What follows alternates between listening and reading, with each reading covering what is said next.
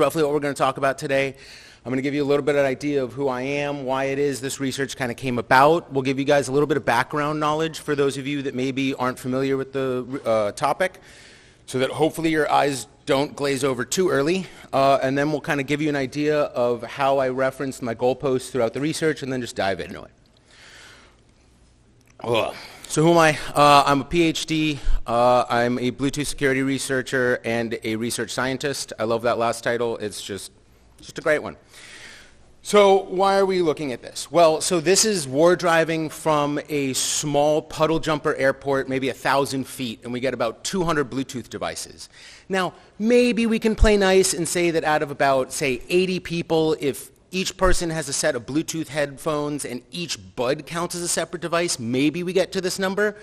But even just war driving around like a small country town in the middle of nowhere, I'm seeing anywhere between 6 to 9K of Bluetooth devices out in the wild. So what we want to do is survey that Bluetooth landscape, get an idea of what the wildlife looks like that's out there, and improve the research community's ability to look into this area. So for those of you that aren't familiar, Bluetooth is a spread spectrum frequency hopping protocol. You can pair across any one of these 79 channels. Once you've paired, you start basically following some math to jump around so you don't interfere with other people, and that's just the pattern that's written for it. Now, the main issue that you have with Bluetooth is that it's very power hungry. So they created BLE, which is essentially a low energy version of it. They simplify the pairing process, so you only have the 3 points in which you pair. After that, you follow the normal jumping protocol. The main trade-off is that it's far less power hungry. Now, much like anything else, Bluetooth talks through essentially a model. The only real takeaway you should take from this image is that this bottom layer, the controller, is essentially what's called the HCI layer. And across the board, regardless of how you're interacting with Bluetooth devices, there's nothing that interacts at this layer. It's a layer of abstraction that you just have to put up with. We'll see later there's some tools you can use to kind of sniff around and see what's going on in that layer, but there's no way to directly interact with it. Now, the other thing that we need to know about BLE devices, the reason being they're easier to play with, hence the focus on that, is that a GATT server is basically made of, when looking at it from the D-bus, a device that can have a service, which that service can have a series of characteristics, and that each characteristic can have a series of descriptors. The main thing to know at this point is that for each of these levels, there is a value buffer. In order for you to read the information in that buffer, you have to read twice, once to populate the buffer and one to actually get the value. There's some other issues that we'll get with the buffer later on, but again, later on in the slides. The next thing I want you all to know about is the D-bus. Essentially, all you need to know about this is that it's a message bus that has a system daemon and a per-user login. The more important thing of it is that it is code agnostic. So I know interacting with it, we can use Python, we can use C, we'll get into a little bit more why that's important. But the other thing to keep in mind is essentially it works the same way a hub does. Every message that goes across the D-bus goes to every receiver, which then chooses to act on it or not. So now that we've had a bit of a review, why are we doing this? Well, essentially, I want to make a Swiss Army tool, kind of the same way that we use Telnet in order to interact with devices. And I tried this once. Tried it with a purely Python-based set of libraries. It was all going great until I tried talking to a smart light, and I hit a wall. After digging very deep through a bunch of source code and going to the original C code that was written, I found out the capability I wanted was never there. So I basically shot myself in the foot for a year, so I had to kind of restart. So great. At a basic level, what do we want this research to be able to do? It should be able to find devices, enumerate them, interact with them, and then ideally wrap all this up in some sort of nice user interface. So I started once. How hard can it be to start again? So where do we start? Well, let's keep Python. Not everyone's biggest fan, fine, but it's really good at prototyping and allows us to throw stuff together without much thought. The C and C++ eventually I know I'm going to need to go to because that's what the SDK is written in. But for now, it meets our needs. The second thing is we need to use that D-bus because in the previous iteration, I didn't have enough low-level interaction with what I wanted to do. So I need something that hopefully will give me that granularity that I'm looking for. And then the last bit is I'm interacting with the BlueZ API again. The Bluetooth Special Interest Group, or Bluetooth SIG, is doing better now, giving good examples, documentation. 5 years ago, this was piss poor. Now, in terms of the architecture, it's a very simple setup that we're doing. You just have an antenna that you attach to a machine that you can use to listen for devices. For those eagle-eyed viewers, you'll see a mention of Blue Hydra. It's essentially an OS-int program that you can use that I was using as a sanity check. Now, speaking of sanity check, we need to make sure that anything that we produce will be able to replicate at a command line level, because we need to be able to view not only the communications going across the D-bus, but things going across that HCI layer. So we decide to use these tools to talk back to the smart light. And once again, I see, okay, there's that error authentication failed, so I'm seeing the same stuff that I saw with my original code, so we've got somewhere that we can start. So I make myself a nice little checklist. Here's that scan, discover, connect, enumerate, and then at the end I want to make a nice little user interface for it all to work in. So in order to begin, we want to be able to scan for devices. The way this is done is through the glib main loop. The way that you can think of this is essentially the engine to the car that allows you to see and do stuff. Without the main loop running, you cannot see devices, you cannot scan for devices. Keep this in mind. It will bite me in the ass several times throughout this presentation. But the main point here is now we can run the car. I can Control-C terminate it. We see some weird behavior, though. The D-bus likes to forget about shit. If you haven't interacted with the device in some period amount of time, I forget exactly what, the D-bus will have logged that it saw a device with that address. But if you try to talk to it, it will scream at you that it has no idea what the hell you're talking about. Nothing's there. So we went to the Python code and wrote a very simple scanner. And the key information that you're seeing here is that there's this path, so that relates to the D-bus. You've got an address, a name, and some RSSI information. Try to remember this. We're going to make use of it later on towards the end of the presentation, but the main point here is we can see the light orb, which is my smart light. So okay, we're moving a little bit further along. We've got scan and discover. We need to be able to connect and disconnect. So we create some functionality for that. One caveat, which is as mentioned, the gap information. When you're dealing with Bluetooth, you've got, or at least BLE GAT servers, you've got the gap information, which is essentially your high-level device, address, stuff like that. Because of a quirk with dbus, we end up accessing that information at this level. It's not important now, but just to help keep track. So we end up creating functions to be able to connect to the device, check its status, disconnect, really simple stuff. Okay, great. Another check mark off. I'm feeling good about myself. Awesome. The next thing we do is we want to class this up. I know from the previous iteration that was a pain writing this all into command line, especially for running the engine, the glib main loop that we need to run. So I decided to make classes with it, add in a little error handling to make my life easier. At the dbus level, the stuff that I need to keep track of really is just the filter, so what kind of device am I looking for, as well as that record of devices that we were talking about, because I want to know the devices that we're seeing, but hopefully act on them before the dbus forgets about them. So we create a class, and it's got some initialization for that filter, and we can run scans and set a discovery filter. Awesome. So now we create a class for the BLE device. Now what's the information we need to track here? Some of it we need to be that low-level dbus information. If you recall that path that we saw earlier, we need to keep track of that information along with some high-level info, which is that gap-level info. So what the device name is, what the address is, that sort of stuff. So we create a class for that case, and we track some variables for that so that we can keep it in mind. Now we need error handling. Because not only do I want to watch my beautiful code burn down, but I want to know when it started and how it spread so that I can burn it down the same way twice and know what the hell went on. So we create some basic error handling that what it will do is it'll look at dbus errors and it'll print out some information for me based on what we see. And most importantly, I write a generic error handler for this because I don't know enough about the dbus. I'm not a SME on this shit. So I need an idea of what my arguments and stuff are going to be. So great. I've got this cool little classy toy. I can scan for stuff. How do I get to this profit? Well, let's improve the proof of concept, right? I've got this nice tool, kind of does stuff, got some things I don't like about it. First, let's move away from that Control-C. I want to minimize the chance that I just waited too long to cut off the engine and the dbus has forgotten about stuff.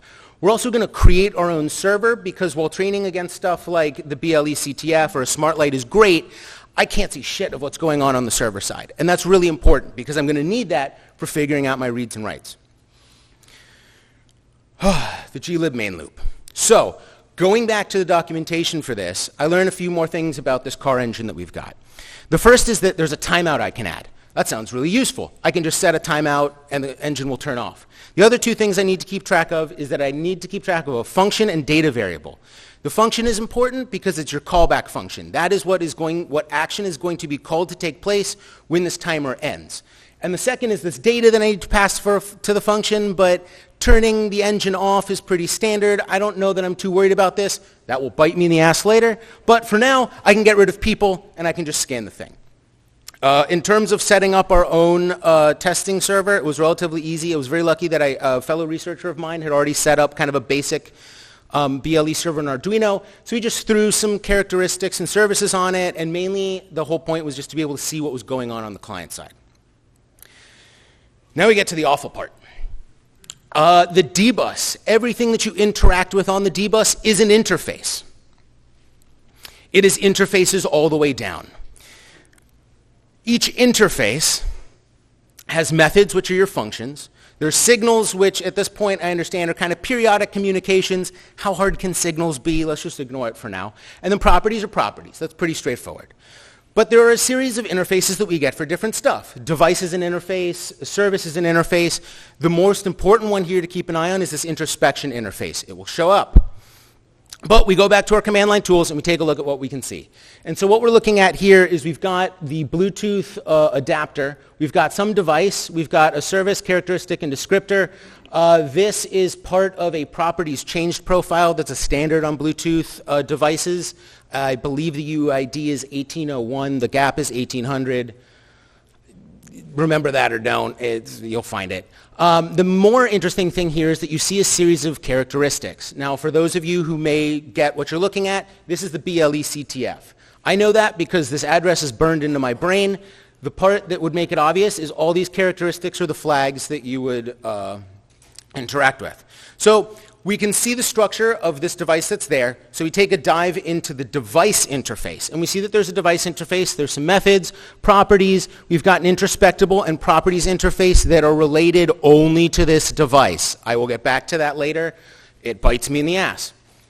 But okay, great. We've now got the ability to look at some structures and make sense of what it is we think we should see and use that in order to mimic against our code. The most important takeaway is that you have to use the introspection interfaces introspect method in order to introspect an interface. Not confusing at all. So from there, we end up creating a way to take a look at the data that's produced. And we get an E-tree that essentially goes through and pulls out from each node what our services, characteristics, and descriptors are. What does it look like? It's a nice little XML tree with sub-interfaces and sub-nodes. Here's your node. Here's the different interfaces you have, other properties. You'll notice, again, there is a introspective and properties interface for each of these nodes. They are all different.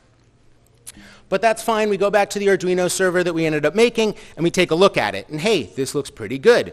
We see the device name. Now, for those of you that remember my information about buffers, this should say BLE server. It does not, because BLE buffers have a configured default of 20 characters. 21st character is termination. It is possible to change that configuration, but by default, it tends to be a 20 character limit on all BLE devices. Now, past that, we can look into the properties interface, pull out some information that's there. We can see some of the UUIDs for services that are present. There's that 1800 and the 1801 that I was mentioning before. So great. We've now are able to enumerate, we can scan, we can connect, disconnect. So let's figure out reading and writing. So we go back to the documentation and we take a look through what there is for the D-bus, we take a look at what is there for BlueZ, and through all of it, it boils down to the fact that if you want to perform a read and write, you have to pass some dictionary options. It can be empty, but okay, let's see if we can go find that. So we inspect a characteristic on the BLE CTF, and we see here that we've got a GAT characteristic, and it's got a read value method. There's some signature stuff here that maybe is important, but hey, everything we expect to be there is there. So let's just try calling it. And we call read value, and we give it an empty dictionary, and it gives us back a 0, some signature junk that I don't quite understand. But hey, it read. How hard can write be? Well, it screams at us and says something about that signature, which if those of you want a puzzle to work on for about the next 30 seconds, try to figure out what that signature is telling you. But the main thing it yells at that I see at first is, oh, it needs an integer. So great, I pass it an integer. Doesn't like that. So okay, how else can I pass this? Let's pass it as a binary string. Let's pass it as Boolean. Let's pass it as hex. everything BLE talks hex. Why wouldn't hex work? Well, long and short of it is after brute forcing, because why would I read the fucking manual, I figure out it's this. It's an array that has an int of 1, which the signature told me. I don't remember what the y is, but this is an array of string variants. String variants are just variables. So hey, there you go. I can write. Awesome. So we go back to the Arduino BLE server, and we take a look at everything, and hey, it's all there. Awesome. One more check mark. All I need to do now is make a user interface. So we go and we make a nice little user interface, and you've got some commands you can give it, and here's the stuff we're seeing from the BLE CTF, and we can look in on one characteristic, and we see we can try to write to it, and whether it worked or not, what the read was, what value we tried writing to it. Awesome. That's all my checks. I am finally where I was a year ago before I hit a wall. Now what do I do? I've spent 2 years now obsessed about a very stupid thing. What the hell do I do with myself now? So if we go back to this characteristic, we see this mention of notifications. That sounds interesting. What's a notification? Let's dive into it. So reading the documentation, we find that messages or notifications are basically asynchronous messages that you send. You have to signal your intent, whatever the hell that means, but then you have to provide a callback function and data. Hey, callback function, data, that sounds like the glib main loop. I understand how that works.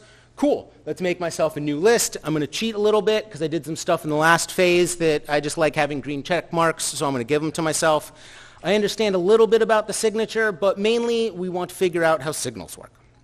How complex can it be, right? Send a signal, receive a signal, act on it. So we take a look back at the documentation, and we find ourselves a characteristic on the BLE CTF that we know has a notify flag. We end up creating all the structures here. So if you all remember when I was mentioning there's interfaces for your interfaces, this is tracking that device path, the object interface, the interface, the properties interface, and the introspection interface, all of which I need to have just to check what the thing looks like. But doing that, I use the interface in order to acquire notify. I use my command line tools to take a look at what the device looks like, and I see the flag has changed, and I see nothing. Now, I know it worked because I saw the properties changed, and I'm a little frustrated, but hey, let's code it up and make a whole class for it. So we take the other dbus class that we made for scanning, and we get rid of the scanning part, and we add some timers because, again, we're building that car. We know we can add timers to it. We add some stuff for clearing the timers in case I want to get rid of them all. Awesome. We're kind of on our way. We've expanded a little bit what we're thinking about. Those signatures don't seem to be a pain, so we're just going to get rid of them. So we go back to the BT-SIG documentation, and I see this little nug about needing to add a signal receiver. Oh, that must be how I signal my intent. I need a signal receiver to get the signal that I need. Few key things we learned at this point. One, every signal receiver you add during the session that you have open will trigger, because once again, the dbus is a hub. Every signal goes to every receiver that's there. The second thing we figure out is that all those interfaces are not interchangeable. You cannot call a function from one to another. To exemplify this, I basically have found that there's two ways to do reads using the Python library for the dbus. One is kind of straightforward. The one that's more obtuse is that you have to use the characteristic interface to call the read value method, and then you have to grab the properties interface and use the get method on that to grab the value from the property that you tried to read from. Easy. So we end up creating a class for this. We end up looking for a specific signal that we want. We tailor it so that it's only on the device interface for the Bluetooth device, because I don't want every signal on the planet. And we're looking for signal information that we saw earlier. For those that remember the first code that I showed you when we saw the light orb, there's that RSSI information. There's the name, the address. It's a signal we recognize. It's a signal that we should be able to find. Okay, so let's go forward with it. Doesn't work. Can't see it. Won't see it, don't understand why. So I say, screw it, I'm going to build it better.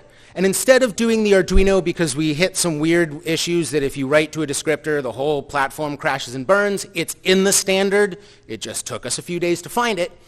So we end up recreating it with the PicoW. The reason for the PicoW is that we're writing in MicroPython, so it bridges that gap a bit between the Python and the C and C++. We add some new characteristics, some fun functionality, and a simple signal that just spits out a number every third of a second. Still don't see it. And I don't understand why. I'm pretty sure that I'm doing this all correctly. I've coded the thing myself. We go back to our command line stuff. I see the signals there. It's the glib. Because you can't catch a signal if the car isn't running. It's the equivalent of trying to listen to the radio with the power off. You can't catch a signal if the engine isn't on. Fuck, okay, so fine. We have to make sure that the glib is running. I find out some interesting information from the documentation that we can give keyword arguments for data, which is helpful because we can get an idea of maybe what the data will look like when it comes back.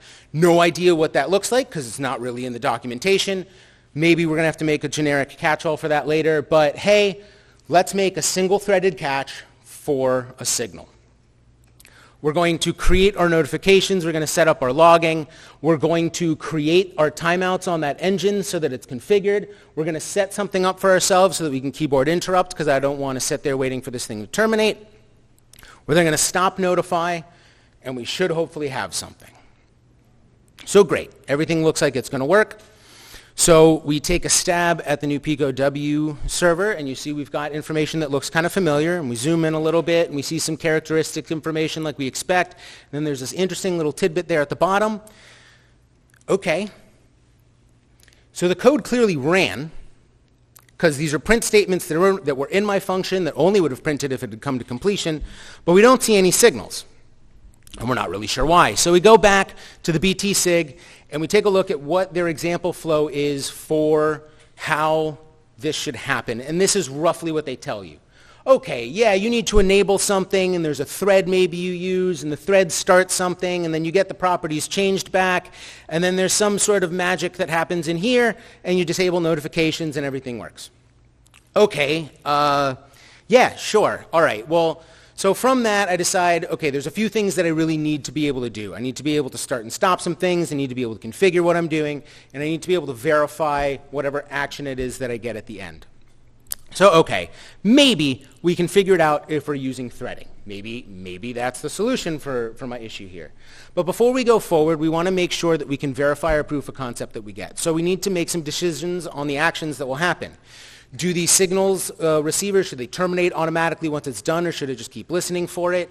How should the structure of those returns be? How do I notify myself of this information since I'm running stuff in a thread and that's not really easy to do from an interactive Python shell? And most importantly, can I verify what it is that has happened? So from that, I create this functional flow. And I take that same single-threaded structure that I'd already built, and I decide, okay, well, then I'm just going to configure it to spin up a separate thread to run the car. Then I'll sit and listen until I get whatever signal on my radio. And then once I see it and I want to act on it, great, I'll turn off the car and take a look and do some post-analysis. So great, we create a function for that. And we create the properties that are necessary for it. And we configure our threads and get them all ready. And we set a nice healthy sleep on this. Good 20 seconds. If I don't see a signal in 20 seconds, I'm going to burn down the house I'm living in because this is driving me insane. Now, I can validate the stuff at the end there, and I can stop notification, but wait, it's all automated, so we need to make logging because I want to do post-analysis on this. I want to be able to run it at the end to make sense of what's there. The other issue that I have is I don't know what signal data looks like when it shows up. So I end up having to write a generic catch-all to try to figure out what are the arguments that are even coming, what should I expect, are there already names that are present there? So we do it and give it a good run. We can see a little bit up here that you see some of that E-tree information that's there, and we zoom in and we see this. That's a fucking signal. It worked. So here's an interface that we were communicating on, which is that characteristic that I turned on the signal for. We see some changed data, which is what I was expecting. The thing that surprised the hell out of me was this invalidated field. I did not know there was an invalidated field that came with signal data. That's good to know, and I'm wondering how much of it is actually in use, because you can now perform 2 actions with a single packet of data. Must be why it's so low power. But hey, we've got it. It works. I just did all the things I said I would do. So what does that leave us? Well, it leaves us with some code that we can use in order to discover and scan for devices. We can connect to them, perform a little I/O, and do a bit of signal capture. Heavy accent on that signal capture. I still cannot capture the BLE-CTF signal, and I'm not sure why. I'm pretty sure it's because I'm not signaling my intent properly, whatever the hell that means.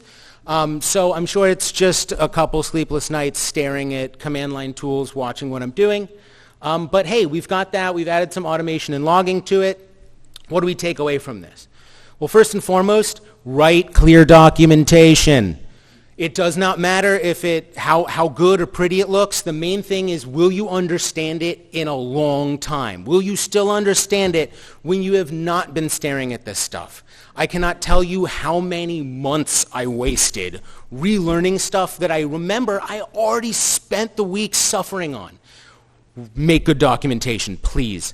The other stuff that we learned was some odd behavior with GAT and dbus stuff. So the dbus likes to willingly forget stuff. GATs require double reads.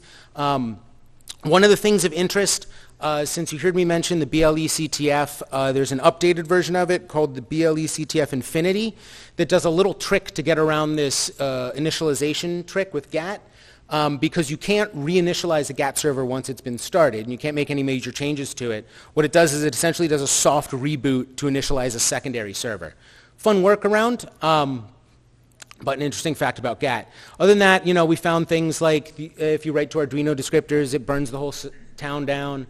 There's that buffer default. And then making the BLE server was pretty big in allowing us to better understand what was going on. Having to suffer through how does essentially the CPU on the BLE side function? How does it walk through all of its events and handle everything? And it's pretty simple. It's annoying and it makes no sense until you have it all debugged, but hey, it's there. So what's on the horizon? Well, we want to continue surveying the Bluetooth landscape. The idea is to automate this tool and build in some data processing so that we can analyze the findings of what we have, and most importantly, add in that encryption and security capability. After all, that's what kind of started this whole nightmare. Any questions? And here is where you can find the tool as well as a screenshot of what it looks like when you successfully run it. Yes?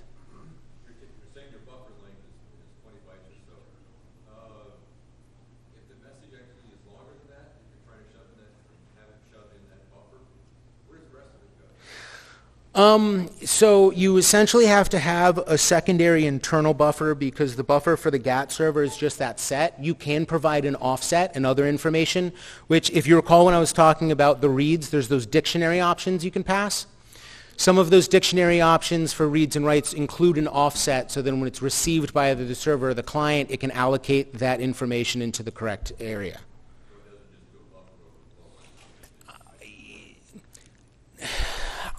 I've been curious about that myself because some of the odd behavior we saw, so it was with that name where it terminated at the R, we didn't add the part that said device name. For some reason, the implementation just shoved that in there. So some of it is dependent on the implementation you get for these Bluetooth devices. It's kind of the Wild West when it comes to that because there's a bit of the BT SIG that's standardized, but a lot of the stuff like the UUIDs that you use and stuff is pretty much just left up to the implementer to do as they please. So yeah, the short answer is I'm sure somebody has done it so that you can buffer overflow through a characteristic. I have not seen it yet. Generally, Bluetooth itself is pretty secure. It tends to be whatever's implemented on top of it that ends up having issues. Yes?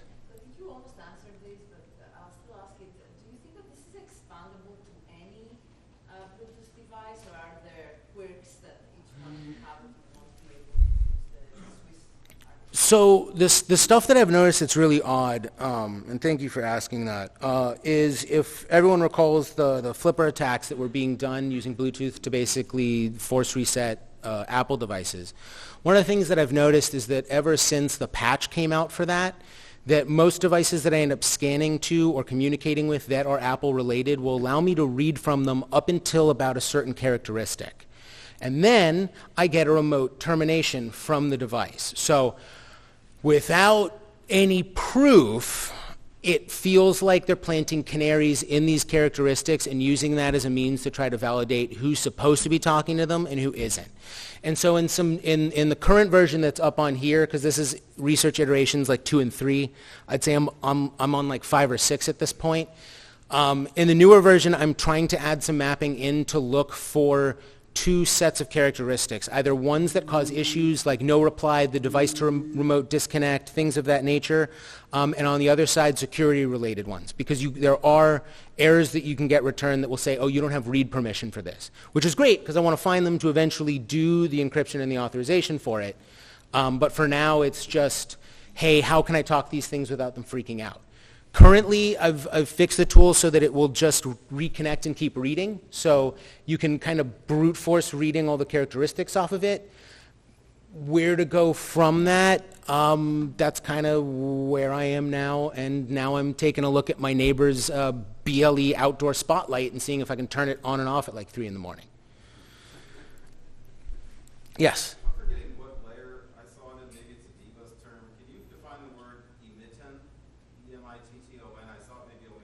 That might just be my terrible spelling. I think it's supposed to be emission, and I just keep changing the S and the T because I can never remember what. No problem. Yes? Congrats on the speedrun record for 119 slides in 25 minutes. Yeah, thank you. I've got a version that's even worse. But yeah. All right, well, thank you, everybody. That has been my time.